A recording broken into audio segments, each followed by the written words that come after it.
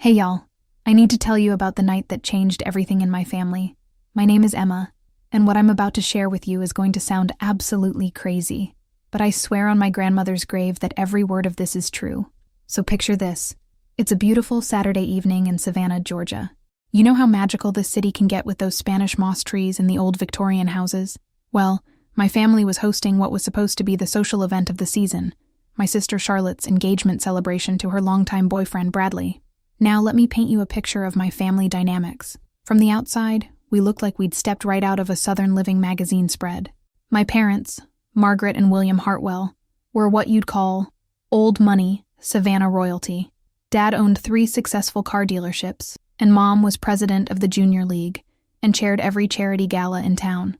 Then there was Charlotte, 26 years old, blonde, beautiful, and absolutely perfect in every way imaginable.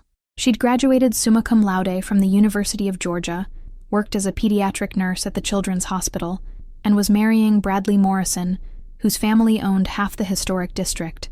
Everyone called her Saint Charlotte behind her back, and honestly, she lived up to the nickname. And then there was me, 23-year-old Emma, the family disappointment. While Charlotte was saving sick children, I was working as a freelance graphic designer and living in a tiny apartment above a coffee shop downtown. While she was planning charity fundraisers, I was getting tattoos and dating guys my parents definitely didn't approve of. The dinner party was being held at our family's antebellum mansion on Forsyth Park. Mom had hired the best caterers in town, brought out the family silver, and even had fresh gardenias floating in crystal bowls throughout the house. Everything had to be absolutely perfect for Charlotte's big night. I'd driven over from my apartment that evening, already feeling like the odd one out in my simple black dress, while everyone else was dressed like they were attending the Met Gala. The guest list read like Savannah's social register: judges, business owners, old families with streets named after them, the works. The dinner itself was this elaborate Southern feast: shrimp and grits, she-crab soup, pecan-crusted salmon, the whole 9 yards.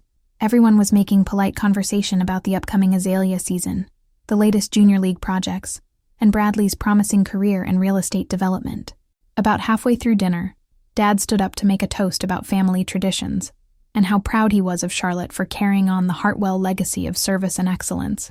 He went on and on about her volunteer work, her dedication to helping others, and how she was everything a Southern daughter should be. That's when Charlotte leaned over and whispered those words that would change everything. "Don't embarrass us tonight, Em. Please, just for once, can you not make everything about you?" Y'all, I felt like I'd been slapped across the face. Here I was, sitting quietly, minding my own business, and my perfect sister was treating me like some kind of ticking time bomb. But what really got to me was the assumption, like I was just waiting for the chance to ruin her special moment. See, what Charlotte didn't know was that I'd been keeping a secret for the past 6 months. A secret that would shatter her perfect little world and show everyone in that room who my sister really was behind all that saintly behavior. So when Dad finished his glowing tribute to Charlotte and asked if anyone else wanted to say a few words, I stood up with my wine glass in hand and said, "You know what? I think I'd love to give a toast to my amazing sister." The room went completely silent. I could feel Charlotte's panic radiating from beside me, but there was no stopping me now.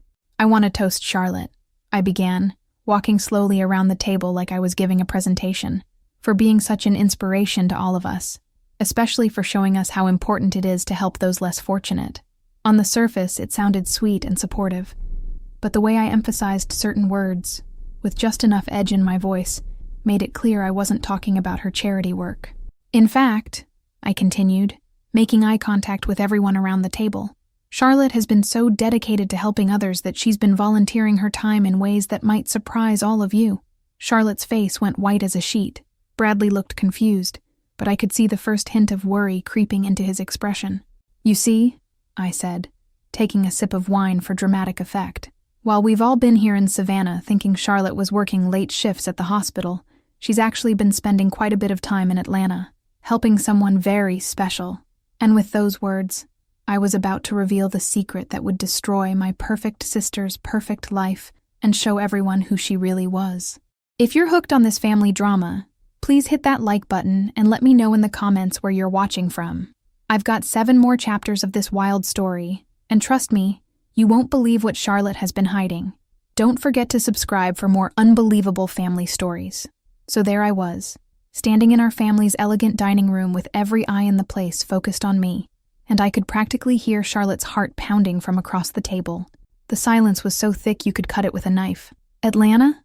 Mom asked, her voice carefully controlled, but I could hear the confusion underneath. "Sweetheart, what's Emma talking about?" Charlotte opened her mouth, but no words came out. She looked like a deer caught in headlights, and honestly, after 23 years of living in her shadow, I was kind of enjoying watching her squirm. "Oh yes," I continued, walking behind Charlotte's chair and placing my hands on her shoulders. "Our dear Charlotte has been making regular trips to Atlanta for the past 8 months. Every Thursday, like clockwork. Told everyone she was picking up extra shifts, working overtime to help pay for the wedding." Bradley's fork clattered against his plate. "Charlotte, what is she talking about? You told me you were working late at the hospital." The color drained completely from Charlotte's face. "Emma, please." "Please what?" I asked, my voice sweet as honey but with enough venom to kill a horse. "Please don't tell everyone how you've been living a double life. Please don't mention how you've been lying to your fiancé, your family, and everyone in this room for months." Mrs. Morrison, Bradley's mother, leaned forward with obvious concern. "What exactly are you trying to say, dear?" I took another sip of wine, savoring the moment. "You have to understand, I'd been the family screw-up for so long that having all these society people hanging on my every word was intoxicating. I'm saying that our perfect Charlotte, our angel of mercy, who's dedicated her life to helping sick children, has been sneaking off to Atlanta every week to see her married boyfriend." The gasps around that table were audible. Mrs. Henderson, one of Mom's garden club friends, actually clutched her pearls. Bradley shot up from his chair so fast it fell backward. That's not possible," he stammered, looking at Charlotte like he'd never seen her before. "Charlotte would never. She's not." "Oh, but she would," I said, pulling out my phone. "And she has. For 8 months, she's been having an affair with Dr. Marcus Webb, head of pediatric surgery at Children's Healthcare of Atlanta. He's married with 2 kids, by the way. His wife Sarah is a lovely woman. I looked her up on Facebook." Charlotte finally found her voice. "Emma, stop. Please, you don't understand." "I understand perfectly," I cut her off. "I understand that while you've been lecturing me about being responsible and making good choices, you've been sneaking around with a married man. I understand that you've been lying to Bradley, who worships the ground you walk on. And I understand that you've been playing the part of the perfect daughter while living a completely different life." The silence that followed was deafening. You could have heard a pin drop in that room. Dad's face had gone from confused to mortified to absolutely furious in the span of about 30 seconds. "How?" Mom whispered. "How do you know all this?" "Because," I said, walking back to my seat. "I followed her. Last month, when she said she was working a double shift but posted a photo on Instagram from some fancy restaurant in Atlanta. I got suspicious, so I hired a private investigator. I pulled up the photos on my phone. Pictures of Charlotte and Dr. Webb holding hands outside a hotel, kissing in the parking lot of a restaurant, walking into an apartment building together. These were taken over the past month," I announced, showing the phone to the table. "Every Thursday, Charlotte drives to Atlanta, meets Dr. Webb, and they spend the afternoon together. Sometimes at hotels, sometimes at his apartment he keeps for when he's working late." Bradley was staring at the photos like they were written in a foreign language. "Charlotte, is this true?" Charlotte was crying now, mascara running down her cheeks, her perfect composure finally cracking. "Brad, I can explain." "Explain what?" he shouted, his voice breaking. "Explain how you've been cheating on me for 8 months? Explain how you've been lying to my face every single day?" "It's not what you think," she sobbed. "Marcus and I, we have a connection. He understands me in a way that—" "He's married," Bradley yelled. "He has children, and you're engaged to me." Dad finally spoke up, his voice deadly quiet. "Get out." Everyone turned to look at him. "What?" Charlotte whispered. "I said get out of my house," Dad repeated, standing up slowly. "You've embarrassed this family enough for one evening." "Daddy, please." "No," he said firmly. 26 years we've given you everything. The best schools, the best opportunities, supported every dream you've ever had. And this is how you repay us? By humiliating us in front of our friends and neighbors?" Bradley was pulling off his engagement ring, his hands shaking. "Here," he said, throwing it onto the table. I guess I won't be needing this anymore. As Charlotte ran from the room crying, and guests started making awkward excuses to leave, I felt a mixture of satisfaction and something else I couldn't quite identify. Maybe guilt? Maybe regret? But as I watched our perfect family dinner party dissolve into chaos, I realized I'd just done something that could never be undone, and the consequences were going to be bigger than I'd ever imagined. The next morning, I woke up in my apartment with the worst hangover of my life and 17 missed calls from various family members. The first one I listened to was from Mom, her voice shaky and tired. "Emma, we need to talk. Come to the house as soon as you get this." The second was from Charlotte, sobbing so hard I could barely understand her. "How could you do this to me? How could you destroy my life like this?" But it was the third message that made my blood run cold. It was from Bradley, and his voice was eerily calm. "Emma, I need you to know something about your sister. Something she probably didn't tell you. Call me back." I drove over to the family house around noon, my stomach churning with anxiety and residual wine. Mom was waiting for me in the sitting room, still in her robe, looking like she'd aged 10 years overnight. "Sit down," she said quietly. "Mom, I know you're upset, but Charlotte needed to be exposed. She was living a lie. Emma, stop talking and listen to me." There was something in her voice that made me shut up immediately. Mom looked out the window for a long moment before speaking. "Your sister called Dr. Webb's wife last night." "What?" "After she left here, Charlotte drove straight home and called Sarah Webb, told her everything about the affair." I felt my stomach drop. "Oh my God!" "Sarah Webb has 3 children, Emma. 3 children who are about to watch their parents' marriage fall apart because of what happened last night." The weight of what I'd done was starting to hit me. I'd been so focused on exposing Charlotte that I hadn't really thought about the collateral damage. But Mom, Charlotte was the one having the affair. Yes, she was. And it was wrong. But Emma, you didn't just expose Charlotte last night. You destroyed an entire family. We sat in silence for a moment before Mom continued. "There's something else you need to know. Something Charlotte has been trying to tell you for months." "What are you talking about?" Mom's eyes filled with tears. "The reason Charlotte has been going to Atlanta, it's not just about Dr. Webb." My phone rang. It was Bradley. With shaking hands, I answered. "Emma," his voice was flat, emotionless. "We need to meet. There are things about Charlotte you don't know. Things that change everything." An hour later, I was sitting across from Bradley at a coffee shop downtown, and he looked like he hadn't slept at all. His eyes were red-rimmed, and his usually perfect hair was a mess. "Before I say anything," he began, "I want you to know that what Charlotte did was wrong. The affair, the lying, all of it. But there's context you're missing." "What kind of context?" Bradley pulled out his phone and showed me a series of text messages. "These are from Charlotte, from 6 months ago, before the affair started." I read through them, my confusion growing. They were texts about feeling trapped, about not knowing how to get out of something, about being scared. "Bradley, what is this about?" He took a deep breath.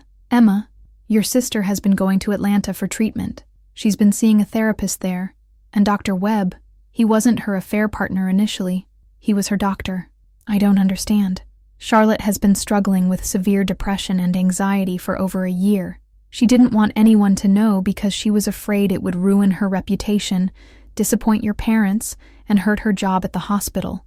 The coffee shop started spinning around me. "That's impossible. Charlotte's never had mental health issues." "Emma, your sister tried to kill herself 8 months ago." The words hit me like a physical blow. "What?" "She took a bottle of pills after a particularly bad day at work. She called me, crying, saying she couldn't do it anymore. I rushed her to the hospital, but we told everyone she had food poisoning. I felt like I was going to throw up." "Why didn't anyone tell me?" "Because Charlotte begged us not to. She said you already thought she was perfect, and she couldn't handle disappointing you too. But the affair started 3 months into her treatment. Dr. Webb was helping her through the worst period of her life, and they developed feelings for each other. It was wrong, Emma. Completely wrong. But it wasn't some calculated betrayal. It was 2 people in a vulnerable situation who made terrible choices." I sat there staring at Bradley, trying to process what he was telling me. My perfect sister, who I'd resented for being so put together, had been falling apart, and instead of supporting her, I'd destroyed her. "There's more," Bradley said quietly. "Charlotte has been using the money she said was for wedding expenses to pay for her therapy and medication. She's been working extra shifts to afford treatment, not to fund an affair. But I saw the photos. You saw photos of a woman having an inappropriate relationship with her doctor. But you didn't see the context. You didn't see the suicide attempts, the panic attacks, the nights she called me crying because she felt like she was drowning. As I sat there, everything I thought I knew about my sister crumbled around me. I'd been so focused on her perfect exterior that I'd never bothered to look deeper. And when I finally did look, I'd used what I found as a weapon, instead of offering help. "Bradley," I whispered, "what have I done?" I spent the rest of that day driving around Savannah in a daze, trying to process everything Bradley had told me. My perfect sister wasn't perfect. She was broken, just like me. The difference was, she'd been struggling in silence while I'd been struggling loudly, demanding attention for every little drama in my life. When I finally worked up the courage to go to Charlotte's apartment that evening, I found her sitting on her couch surrounded by tissues, still in the same dress from the night before. "Charlotte," I said quietly, letting myself in with the spare key she'd given me years ago. She looked up at me with swollen eyes. "Come to gloat." "No," I said, sitting down across from her. "I came to apologize. Bradley told me about the therapy, about what you've been going through." Charlotte laughed, but there was no humor in it. "Did he tell you about the pills too? About how your perfect sister tried to check out permanently because she couldn't handle being perfect anymore? Why didn't you tell me?" I asked, tears starting to flow. "Why didn't you trust me enough to let me help you?" "Help me?" Charlotte's voice rose. "Emma, when have you ever wanted to help me with anything? You've spent our entire lives resenting me for being the good daughter. You think I don't know how you feel about me? That's not true." "It is true," she shouted, standing up and pacing around her living room. "You've hated me since we were kids. Every family dinner, every holiday, every time Mom and Dad praised something I did, I could see it in your eyes. You wanted me to fail. I opened my mouth to deny it, but the words stuck in my throat, because she was right. I had wanted her to fail. I'd been waiting for her perfect facade to crack, so I could feel better about my own failures. "You're right," I whispered. "I'm sorry. I'm so sorry, Charlotte." She stopped pacing and stared at me. "Sorry doesn't fix this, Emma.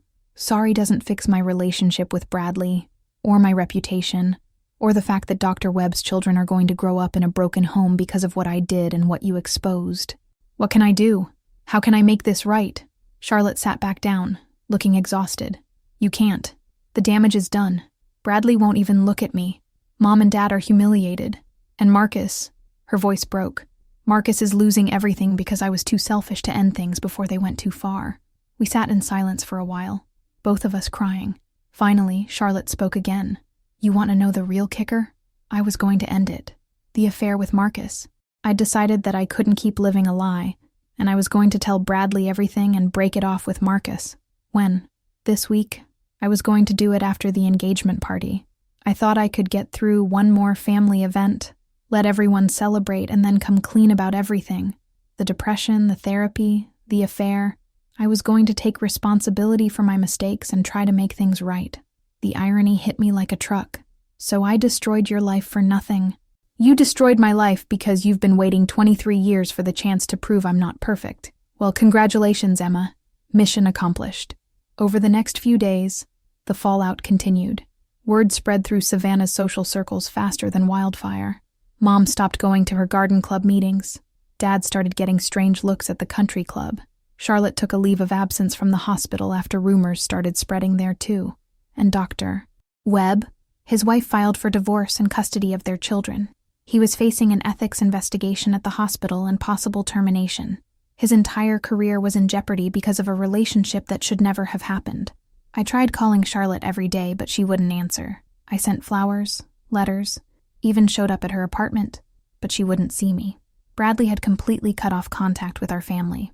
The engagement was obviously off, and he'd moved back in with his parents. A week after the dinner party, Mom called me over to the house. When I arrived, I found her and Dad sitting in the living room with grim expressions. "We need to talk," Dad said. "If this is about Charlotte, it's about all of us," Mom interrupted. "Emma, what you did last week has consequences beyond your sister's relationship." Dad leaned forward. "My business relationships, your mother's social connections, our family's reputation, everything we've built in this community has been damaged. The Morrison family wants nothing to do with us," Mom added. 3 generations of friendship, gone. Mrs. Morrison won't even speak to me at church. I felt sick. I didn't think. That's the problem, Emma. You never think about the consequences of your actions. You just act on emotion and expect everyone else to deal with the aftermath. Dad's voice was quiet, but firm. Your mother and I have decided that it's time for you to learn some responsibility. We're cutting off your financial support. What? No more help with rent? No more covering your car insurance? No more family credit card? If you want to act like you're independent, then you need to actually be independent. As I sat there listening to my parents essentially disown me financially, I realized that my moment of revenge had cost me everything. My relationship with my sister, my family's reputation, and now my safety net. But the worst part was knowing that Charlotte was somewhere in the city, probably planning to leave Savannah forever, because I'd made it impossible for her to stay. 2 weeks after the dinner party from hell, I was learning just how expensive independence really was. Without my parents' financial help, I was struggling to pay rent on my tiny apartment, and my freelance graphic design work wasn't exactly bringing in steady income. But the money was the least of my problems. The real issue was that I'd become persona non grata in Savannah's social circles, which meant most of my clients didn't want to work with me anymore. Apparently, being the girl who destroyed her sister's engagement and exposed a married doctor's affair wasn't great for business networking. I was sitting in my apartment, eating ramen noodles for the 3rd day in a row, when someone knocked on my door. I opened it to find a woman I didn't recognize. Mid-30s, blonde, with puffy eyes and the kind of tired expression that comes from crying too much. "Are you Emma Hartwell?" she asked. "Yes, I'm Sarah Webb, Marcus's wife." My stomach dropped to the floor. Oh my God. "Can I come in? We need to talk." I let her into my apartment, my hands shaking. This was Dr. Webb's wife, the woman whose marriage I'd helped destroy with my revenge against Charlotte. "I'm sorry," I blurted out. "I'm so sorry about everything. I never meant for—" "Stop," she said, holding up her hand. "I didn't come here for your apology." She sat down on my couch and looked around my small apartment. "I came here because I want you to understand what your little dinner party speech did to my family. I know I made a terrible mistake. My 8-year-old daughter asked me yesterday why Daddy doesn't live with us anymore. My 6-year-old son wants to know if it's his fault that Mommy cries all the time. My 3-year-old keeps asking when Daddy's coming home." Each word hit me like a physical blow. "Mrs. Webb, Sarah," and let me finish. Her voice was steady, but I could see the pain in her eyes. "I've known about Marcus's affair for 3 months. "What?" "I found credit card statements, hotel receipts, phone records. I'm not stupid, Emma. I knew my husband was cheating on me." I stared at her, confused. "Then why didn't you—" "Because I was trying to save my marriage. Marcus has been struggling with depression and work stress for over a year. The affair was a symptom of larger problems, not the cause of them." She pulled out her phone and showed me a photo of 3 beautiful children. "These are my babies. They adore their father, despite his flaws. I was working with a marriage counselor, trying to figure out how to get Marcus the help he needed while keeping our family together. I don't understand. We were in therapy, Emma. Marcus, me, and a counselor. He'd agreed to end the affair and get treatment for his depression. We were actually making progress. The room started spinning. So when I exposed everything at dinner, you destroyed months of careful work. You forced me to choose between my dignity and my family's privacy. You made it impossible for Marcus to get help quietly. You turned our private struggle into public humiliation. I felt like I was going to be sick. I'm so sorry. I didn't know. Of course you didn't know, because you didn't bother to find out. You saw an opportunity to hurt your sister, and you took it, regardless of who else got caught in the crossfire. Sarah stood up and walked to my window, looking out at the street. Marcus has been fired from the hospital. The medical board is reviewing his license. We've had to take our children out of school because of the media attention and gossip. Media attention? Oh yes, the story made the Atlanta Journal-Constitution. Prominent pediatric surgeon's affair exposed at Savannah Society dinner. It's been quite the scandal. I hadn't even thought to check the news. Sarah, I don't know what to say. There's nothing to say. The damage is done. She turned back to me. But I want you to know that your sister tried to protect my family. What do you mean? After that dinner, Charlotte called me immediately. She begged me not to make the affair public. Said she would disappear from our lives completely if I would just give Marcus one more chance to come home and work things out quietly. Tears were streaming down my face. She did that? She offered to leave Atlanta, change her phone number, whatever I needed to feel safe. She said she knew what she'd done was wrong and she wanted to fix it. But you said no? Sarah laughed bitterly. I said no because by then it was too late. You'd already made it public. The hospital already knew. The story was already spreading. There was no going back to quiet family therapy sessions. She headed toward the door, then paused. You know what the worst part is? Marcus really did care about Charlotte. This wasn't some casual fling for either of them. They both knew it was wrong, but they'd found something real together. Your sister was helping him through his depression, and he was helping her through hers. That doesn't make it right, I said quietly. No, it doesn't. But it makes it human. It makes it complicated. And complicated situations require careful handling, not public humiliation. After Sarah left, I sat on my couch and cried harder than I ever had in my life. I'd thought I was exposing my sister's hypocrisy, but what I'd actually done was destroy two families who were trying to heal from something that should have stayed private. The next morning, I called Charlotte again. This time, she answered. What do you want, Emma? I met Sarah Webb yesterday. There was a long pause. She came to see you? She told me about the therapy, about how you tried to protect her family after the dinner. Charlotte, I had no idea. Of course you had no idea. You never ask questions, Emma. You just assume you know everything and act accordingly. I'm trying to make this right. How? How are you going to make this right? Marcus lost his job. Sarah's children are traumatized. I'm leaving Savannah because I can't show my face anywhere in this city. How exactly do you plan to fix any of that? I don't know, I whispered, but I have to try. After my conversation with Charlotte, I spent 3 days locked in my apartment, trying to figure out how to fix the unfixable. I'd made lists, researched options, and even looked into hiring a PR firm to help rehabilitate everyone's reputation, until I realized I couldn't afford their fees. Finally, an idea started forming. It was crazy, probably wouldn't work, and would require me to swallow my pride completely, but it was the only thing I could think of that might actually help the people I'd hurt. I started with Dr. Webb. It took me 4 phone calls and a lot of begging before he agreed to meet me at a coffee shop in Atlanta. When he walked in, I barely recognized him. The confident, successful surgeon I'd seen in those photos looked exhausted and defeated. You have 5 minutes, he said, sitting down across from me. I want to help you get your job back. He laughed, but there was no humor in it. Unless you can turn back time and undo that dinner party, there's nothing you can do. Actually, there might be. I pulled out a folder I'd been preparing. I've been researching your case, and I think the hospital overreacted. They fired me for having an inappropriate relationship with a patient's family member. No, they fired you because of public pressure and bad publicity. But Charlotte was never your patient. She worked at a different hospital entirely. And your relationship, while ethically questionable, wasn't technically a violation of patient-doctor confidentiality. Dr. Webb looked at the papers I'd laid out. What are you proposing? I'm proposing that I write a public statement taking full responsibility for the way this information came to light. I'll explain that I violated your privacy, that I hired investigators to follow my sister, and that I exposed your personal life as an act of revenge against her, not because I had any concerns about patient care or professional ethics. Why would you do that? Because it's the truth. And because you lost your job over my family drama, not because you're a bad doctor. He was quiet for a long moment, reading through my draft statement. This would make you look terrible. I am terrible. I destroyed multiple families because I was jealous of my sister. The least I can do is own up to it publicly. The medical board review might look at your case differently if they understand that your private life was exposed maliciously, not through legitimate whistleblowing. Dr. Webb leaned back in his chair. Even if this works, it doesn't fix my marriage. No, I agreed. But maybe it fixes your career.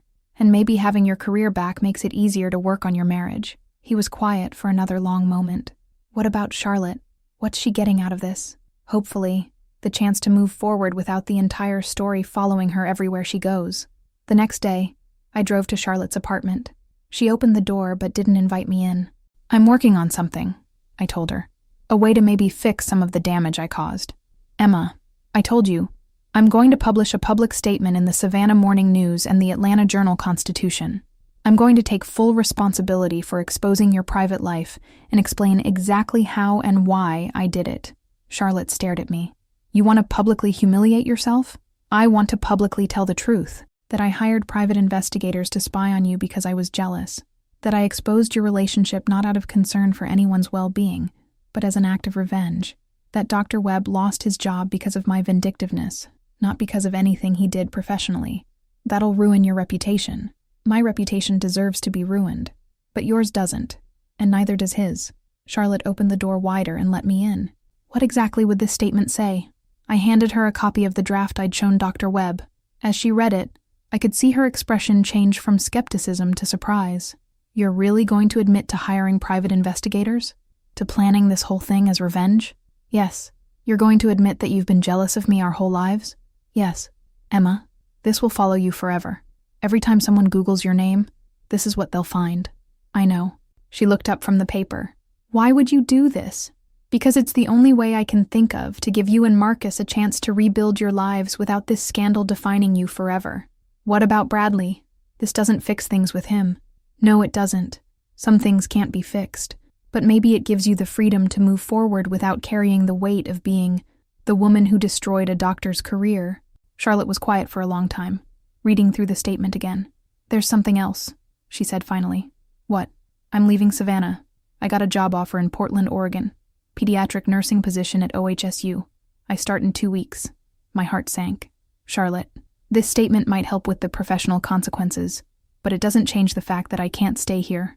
Every time I go to the grocery store or church or anywhere in this city, people whisper about me.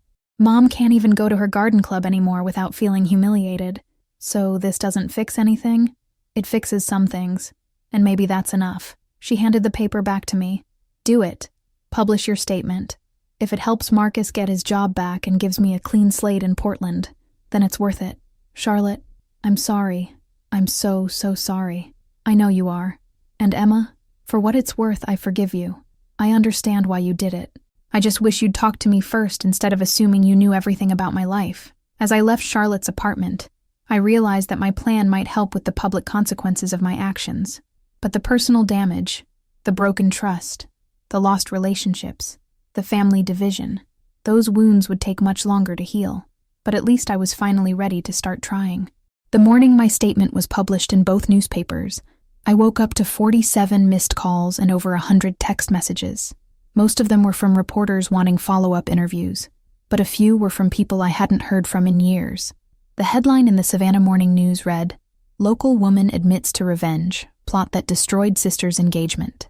The Atlanta Journal-Constitution went with, "Jealous sister's private investigation led to doctor's firing."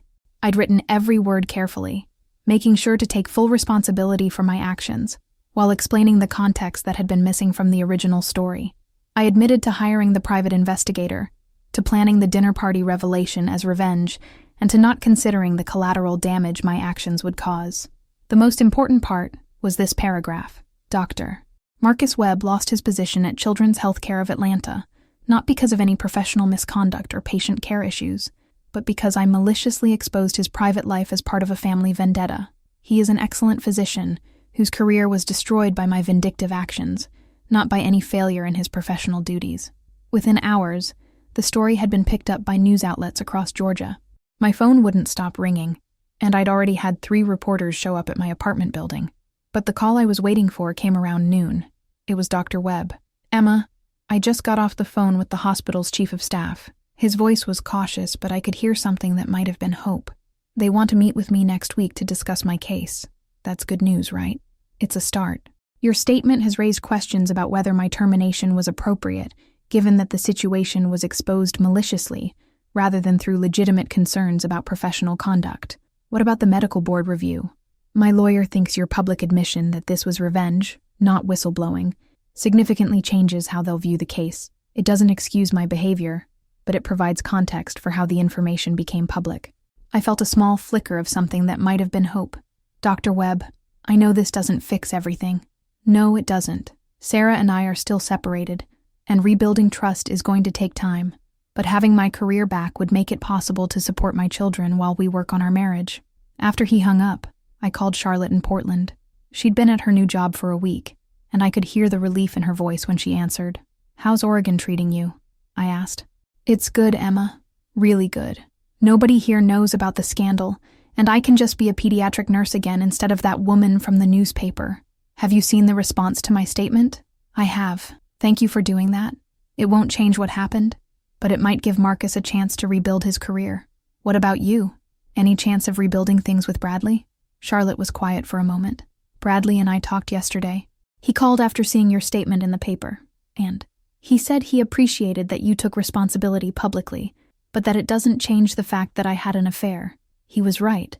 Your actions don't excuse mine. I'm sorry, Charlotte. Don't be. Bradley and we weren't right for each other anyway. I was marrying him because it was what everyone expected, not because I was truly in love with him. The affair with Marcus, wrong as it was, made me realize that I'd never felt that kind of connection with Bradley. So you're okay? I'm better than okay. For the first time in years, I'm living my own life instead of the life everyone else wanted me to live. The scandal forced me to leave Savannah, but maybe that's what I needed. That evening, I finally worked up the courage to go to my parents' house. Dad answered the door, and for a moment I thought he might not let me in. Emma. Hi, Dad.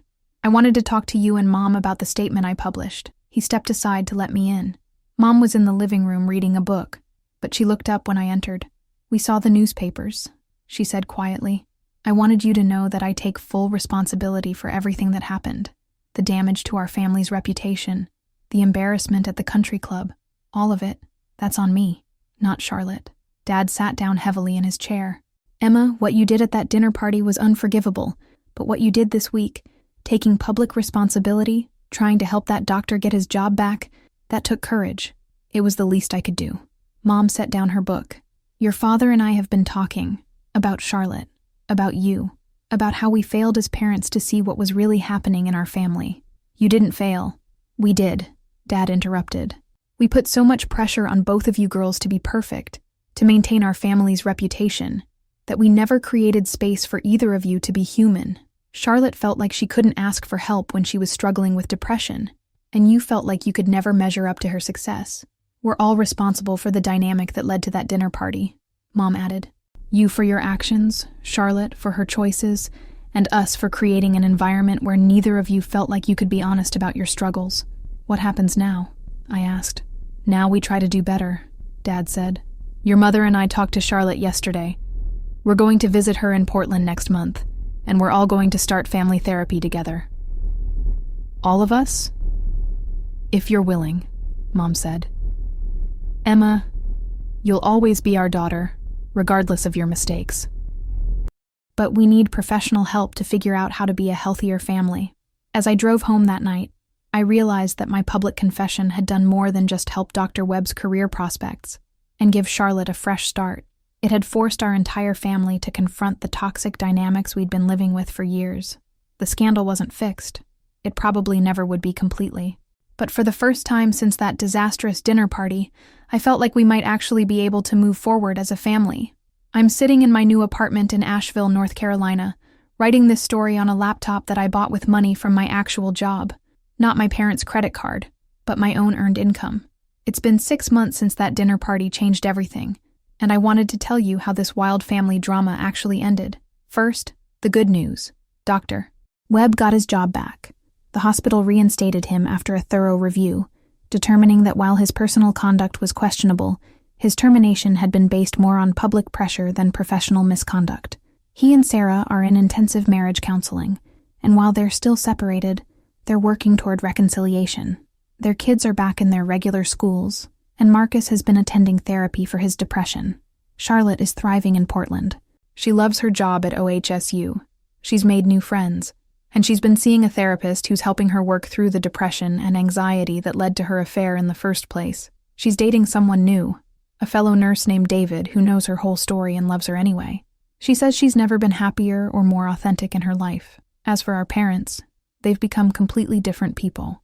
Mom quit half her social commitments and started volunteering at a mental health advocacy organization. Dad scaled back his business involvement and has been going to therapy to work on his perfectionism and control issues. They visit Charlotte every other month, and our family video calls have become something I actually look forward to instead of dread. And me? Well, I moved to Asheville after realizing that staying in Savannah meant I'd always be the girl who destroyed her sister's engagement to everyone I met. Here, I'm just Emma, a freelance graphic designer who's building her own business and learning to live with the consequences of her actions. The public confession I published ended up being the best career move I ever made, even though I didn't do it for career reasons. Several businesses reached out to me after reading it, saying they were impressed by my willingness to take responsibility for my mistakes. Turns out, in a world full of people making excuses, Owning up to your failures is actually pretty rare. But here's the real kicker. Charlotte and I are closer now than we've ever been. We talk almost every day, and she's planning to visit me next month. We're both going to therapy, individually and together through video sessions, working on the sibling rivalry and jealousy that poisoned our relationship for so many years. You know what's funny? She said during our call last week. That dinner party was the worst night of my life, but it was also the night I stopped pretending to be someone I wasn't. Same, I told her. I spent so many years resenting you for being perfect that I never realized how much pressure that perfectionism was putting on you. And I spent so many years trying to live up to everyone's expectations that I forgot who I actually was underneath all of that. The toast I gave 6 months ago was meant to destroy my sister's perfect life and expose her as a fraud. What it actually did was force both of us to stop living lies and start building authentic lives instead. Don't get me wrong. I'm not grateful for the pain we all went through. I wish I'd found a way to support Charlotte instead of trying to tear her down. I wish Dr. Webb's children hadn't had to watch their family fall apart. I wish Sarah Webb hadn't had to endure public humiliation on top of private betrayal. But if I hadn't given that toast, Charlotte might have married Bradley and spent the rest of her life pretending to be happy while struggling with untreated depression. Dr. Webb might have continued his affair instead of getting the help he needed for his mental health. Our family might have continued living with toxic dynamics that were slowly poisoning all of us. Sometimes the worst thing that happens to you is also the thing that saves you. When Charlotte whispered, "Don't embarrass us," at that dinner party, she was trying to protect our family's facade. What she didn't realize was that our facade was the problem. We were all so busy looking perfect that none of us were actually living. I gave a toast that made the room go silent. But that silence? That was the sound of truth finally being told in a family that had been built on pretense and performance. The game isn't over for us. We're all still learning how to be real with each other instead of perfect. But for the first time in our lives, we're actually playing the same game instead of competing against each other. And honestly, I like our imperfect, messy, authentic family way better than the perfect one we used to pretend to be. Well, that's my story, y'all. If this family drama kept you on the edge of your seat, please hit that like button and let me know in the comments. Have you ever had a family secret that changed everything when it came out? And don't forget to subscribe because I've got so many more unbelievable family stories that'll make this one look tame. Thanks for taking this emotional roller coaster with me. See you next week for another story that'll blow your mind.